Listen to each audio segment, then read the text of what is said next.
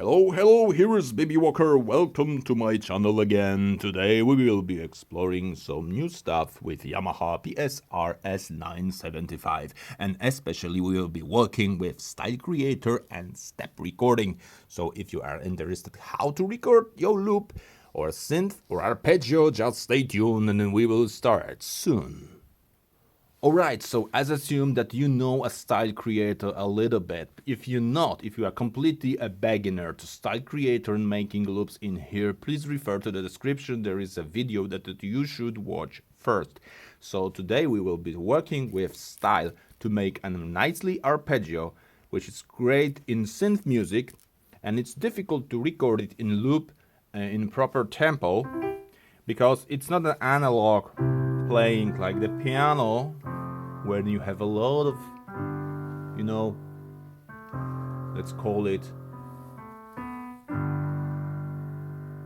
tolerance to the rhythm. You can change the tempo, you can express your feelings. In synth music, we are working with fixed tempo, with fixed distances between notes, and of course we can use a quantize features, which you can also find on my channel, where I'm exploring it and showing you how to do this in recording loops. But today I will show you the very great feature, which is step recorder, and it is only in this model. You cannot find it in the cheaper version, which is PSR-S 670, which I'm also referring on my channel. So let's press the function. Let's go to style creator, and we select new style. So we start completely from zero, style without rhythmic parts, without bass, without anything. And the first thing that we do is to change the channel that we want to record, and we will be selecting the bass channel. And one of you have also asked me about the parameters part, which is in here, and it is today maybe worth mention that there are some features that needs to be set if you are recording on other sections. But if you stay close to the section, so recording rhythmics on those two, the bass or first bass arpeggio, or depending on the style you are playing, it could be bass part or synth part. If you stay off those features here, you don't need to change anything on the parameters part. But okay, let's forget it at the moment. We'll go back soon. So now we are ready with the tempo 120. With the section A, we will be recording the variation F of the style. We get pattern left 1, only 1, and our style is in beat 4/4. What does it mean? It doesn't mean that we got 1, 2, 3, 4. And this is all. The pattern consists of 4 quarter notes, and on each bar we got 4 beats. So again, 1, 2, 3, 4, 1, 2, 3, 4, and this loop goes. And of course we could record such a record by hitting the play and then play in a proper rhythm, then use a quantization. But if you are interested how to do this, please refer to the description. And today I will show you how to record it using the step recorder. And step recorder is something that you don't need to set the proper tempo, because the computer, the machine will automatically set you to another, time measure, to another note, and you only select the resolution. But first we need to change the... Now we have grand piano, so I will change to something more synth, because this kind of recording is mostly used in synth music, electronic music, and I recommend you this PMV percussion. So I would like to record something like this. This is basic C chord, but we are playing the C, the A, C, E, G, C, E, G. So this is very standard trio, the arpeggio from the basic C major chord. Why C major chord? If you don't want to work with the parameter parts, let's take a look in here. By the default, source root is C, and this is why we should record in C. C scale, C major scale to be exact. Okay. So now let's go to tab edit, and as you can see now there is nothing because our recording is empty. And if you record in loop mode, standard mode way of recording loops, you will see here notes and you will be able to alter them, change the velocity, change the sound, the tone. So if you make some mistake, you could add a note, delete note, or replace note. But here we are pressing this step recorder. So I'm pressing it, and here is the resolution.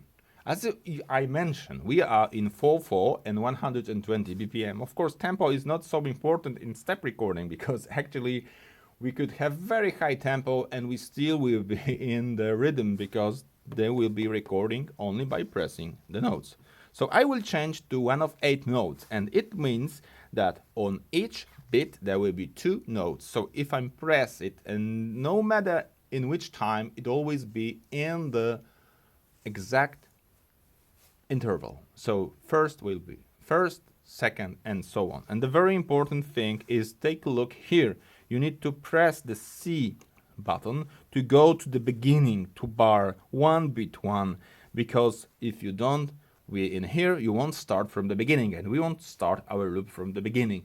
So now I will zoom out a little bit. We are ready to stop recording now, and I will record this pattern. So we are in 8th note, so 8th note should be pressed and it will be recorded here. If you give too much notes, don't worry, it stops recording them. So let's count it and play. 1, 2, 3, 4, 5, 6, 7, 8,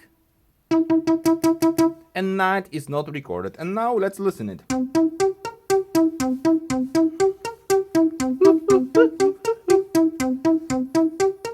And that's all. It's called the step recorder. It allows you to, record in nice,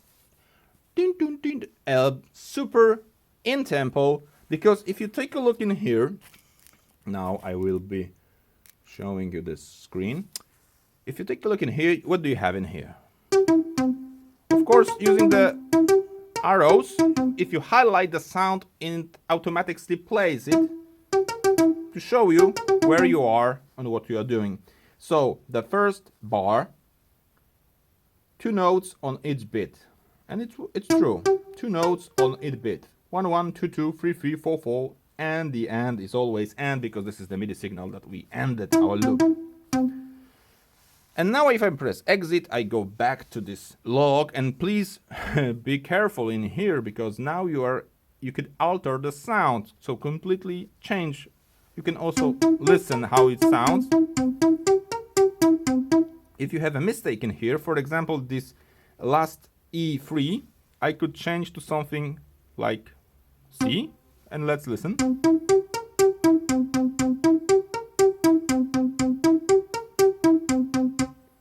So if you like, you can change to something else, maybe again B flat.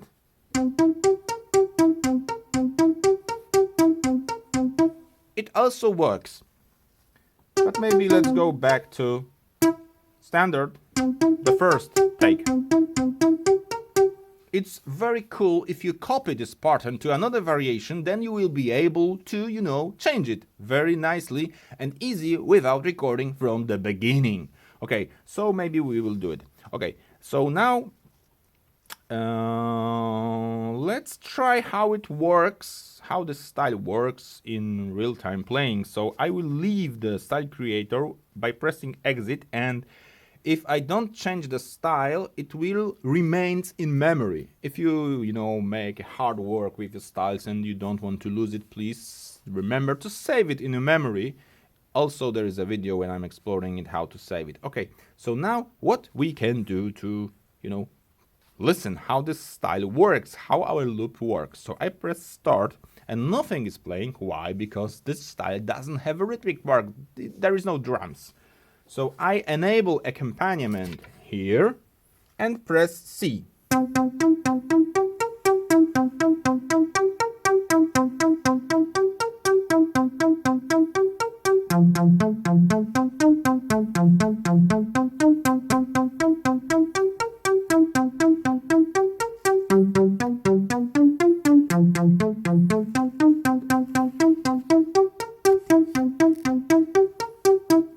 So you can play and transposing those by pressing the another root note, and it will be automatically transposed according to the section parameters. There is two parameters called NTR and NTT, so node transposition rule and node transposition table. And I promised to make a video about those two rules, what they exactly do. There is a lot of mathematics and the way how the sound is transposed. There are several ways how to do this. And now let's maybe we are 10 minutes, so maybe let's do another thing. So let's try to copy or add some kicks to our rhythm. Okay, so function, going again to style creator. Please remember that if your style is in memory and you are starting style creator again, you will be altering, you will be working with the current styles from the memory. So if you want to change it to another, you can also press new style and all your changes will be discarded if you want to save it, if you don't save it earlier. But now we could do something, and it still want us to record this rhythmic part, the kicks or snares or some kind of, and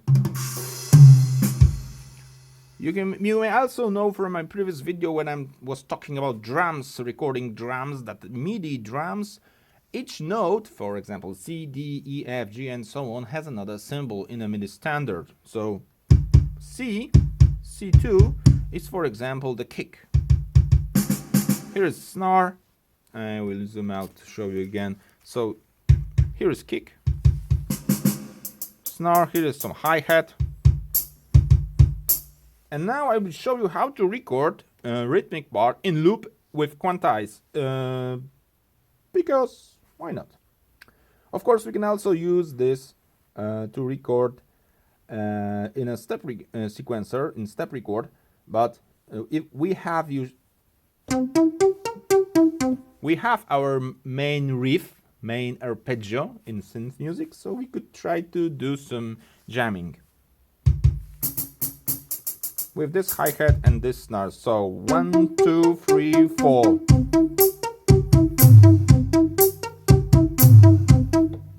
And at the end there is a tom. I don't like it, and I will show you how to remove it from this recording. So remember that the channel that you have selected in here is the channel that you will see in this edit tab. So if I go there, you will see our kick, snare, kick, and this G1 is our tom. Play. And if you want to delete it, just press and delete. It's a great feature to altering your mistakes, to fix your recording without recording from the beginning. And also we are not perfectly in the rhythm in this section, so I will quantize this rhythmic section. So we go to channel, we selecting quantize, make sure that the rhythm 2 is selected. So this is the channel that you want. If you are on the wrong channel, here you can change it. And we select the resolution. The strength will be 100, so it will always move. If you want to know more about quantization, just please refer to the description. So I will execute, and let's listen our rhythm. 1, 2, 3, 4. 1, 2, 3, 4. Okay, so we are good to go. Now we have the style with rhythmic parts. So if I press play,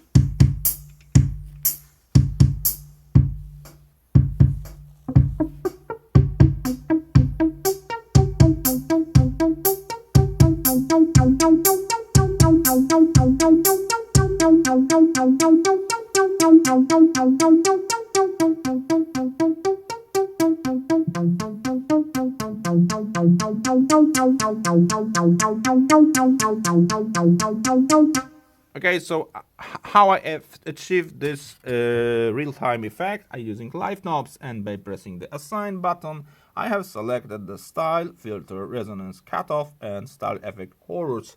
And I'm also using the channel on off feature in here. so you could for a moment disable the rhythmic section. So I think it's all for now. I don't want to make such a long videos because some of you have complained about it. So if you have any question, if you want me to more explore this topic, just give me a comment. Please give me a subscribe if you like this channel and like this video. And if you are interested in this note transplantation rule and more about parameters section, this mysterious section, you won't even find this on Yamaha official owner's manual book, because this knowledge is reserved in the reference manual. As you can see now, I have printed some pages here, so this crazy knowledge is ready for recording another video for you. So please stay tuned, please stay safe. It was BB Walker, and see you later.